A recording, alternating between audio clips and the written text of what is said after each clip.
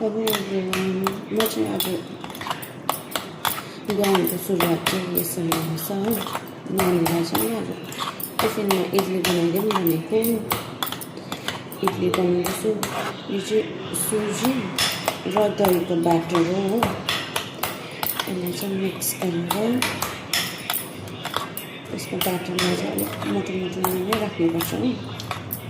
यसमा चाहिँ अलिकति नुन अन्त चिनी हाल्नु चाहिँ मेरो रेडी भइसक्यो। यसलाई चाहिँ म 15 मिनट्सको लागि राख्छु। इडलीको ब्याटर रेडी हुँदैछ हो। त्यति बेलासम्म चाहिँ म अब चटनीको प्रेप गर्छु ल। चटनीको प्रेप गर्दाखेरि चाहिँ के चाहिन्छ म तपाईँलाई भन्छु नि। चटनीको लागि चाहिँ मैले लिएको छु टमाटर, अदुवा, लसुन, त्यहाँदेखिको प्याज हो। अन्त यो चाहिँ तपाईँको चना दाल र अरहरको दाल अलिअलि हो। अघि जुन चाहिँ मैले त्यो अचारको लागि भन्छ नि यसरी भुट्नुपर्छ। दाललाई पहिला मजाले भुटेर चाहिँ त्यहाँदेखि प्याज, टमाटर, अदुवा, लसुन हालेर यसरी मजाले यसलाई भुट्नुपर्छ। भुटेर त्यहाँदेखि प्याज र टमाटर गलेपछि चाहिँ ग्राइन्डरमा यसलाई ग्राइन्ड गर्नुपर्छ। सँगसँगै मेरो इडली मेकर चाहिँ छैन। म चाहिँ मक्टुमा बनाउँछु हो इडली। पानी उम्लिँदैछ। अहिले इडलीको ब्याटर बनाउँछु नि।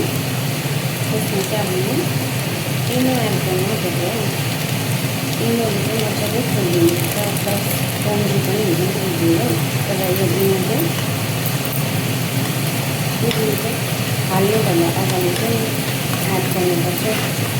अन्त चाहिँ फेरि यो राम्रो हुँदैन।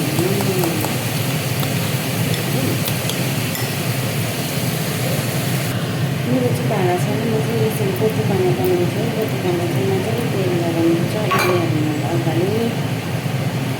नभए चाहिँ टालिन्छ नि त निकाल्दाखेरि। इडलीलाई सजिलोसँगले यस्तो हाल्यो पनि टालिन्छ। अहिले देखाउँछु नि त। मैले चाहिँ अहिले चटनीको चाहिँ यो पनि हाल्दैछु कि कश्मिरी लाल। अन्त त्यहाँदेखिको चाहिँ नुन हालेर हल्का चलायो। मेरो प्याज चाहिँ हुँदैछ, सफ्ट हुँदैछ हो। अन्त चाहिँ यो सफ्ट भएपछि चाहिँ म यसको चटनी बनाउँछु। यहाँ चाहिँ मेरो इडली पाक्दैछ।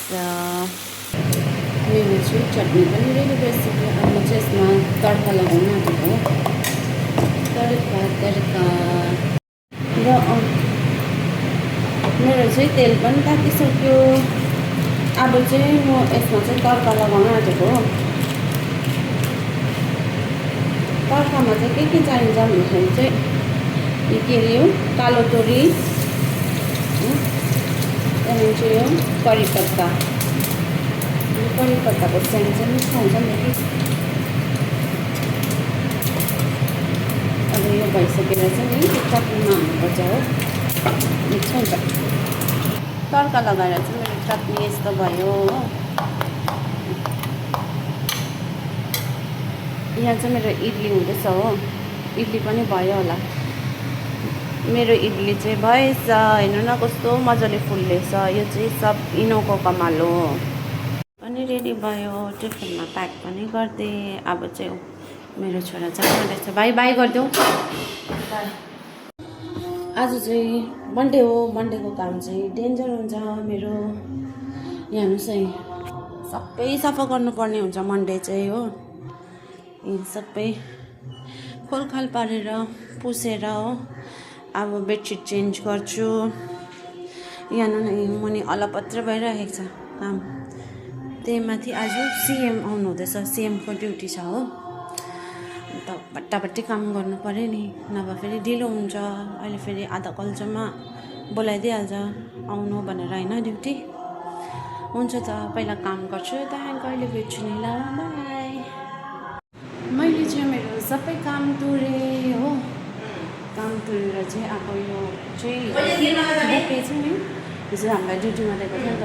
यो बुकेको चाहिँ म काम लगाउँछु एउटा भनेर चाहिँ यहाँ मतलब यो बुकेको यो चाहिँ मैले यसरी गरेको छु। हेर्नु न कस्तो देखियो भन्नुहोस् त। ड्युटीको चाहिँ कुनै भरोसै हुँदैन हो। जस्तो फ्रेस भएर निक्लेको त्यस्तै ड्युटी बोलायो। अब जानु आँटेको हुन्छ त। ड्युटी गएर भेट्छु नि ल। तर ड्युटीमा त के भेट्नु आज त सिएम आउनुहुँदैछ भिडियो बनाउनु पनि पाउँदैन होला हस् त बाई बाई आजको गरमले चाहिँ हालत खराब छ हाम्रो छिरेन ओइ छिरेन आए छिरेन आएन आज छिरेन हाम्रो छिरेन डढेर कालै भइसक्यो यहाँ सोच्दैछ छिरेनले भर्खर ड्युटी गएर आएको ड्युटी गएर आउँदाखेरि चाहिँ नि मेरो छोराले चाहिँ यहाँ के बनाउँदो रहेछ हेर्नुहोस् भाइ तिमीले के बनाएको अरे के बनाएको भनिदेऊ न त अन्त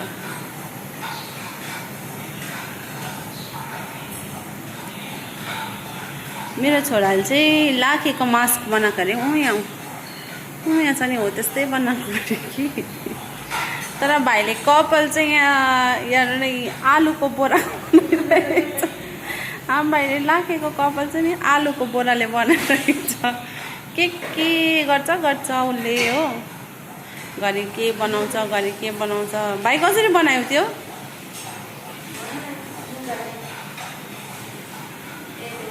आफ्नो लुगाहरू च्यातेर पुरानो लुगाहरू च्यातेर हो बनाउँदैछ हेर्नु नि के गर्छ मेरो छोराहरू चाहिँ बदमासी चाहिँ गर्दैन कि तर यस्तो कामहरू चाहिँ क्राफ्टहरू चाहिँ उसले नभने नै हुन्छ होला हो युट्युब हेर्दै क्राफ्ट बनाउँदै गर्छ आजको सबै काम पनि काम तुरेर नानी पनि पढाएँ मेरो दिन चाहिँ यसरी नै बित्यो आज पनि हो आज चाहिँ ड्युटीले पुरा थकायो नभन्नुहोस् गरममा कति घन्टा उभिएर साह्रो पर्यो हस् त गुड नाइट सबैजनालाई अनि थ्याङ्क यू एभ्रिवान सबैले मेरो भिडियोमा लाइक गरिदिएकोमा हेर्नुभएकोमा माया गरिदिनु भएकोमा धन्यवाद सबैलाई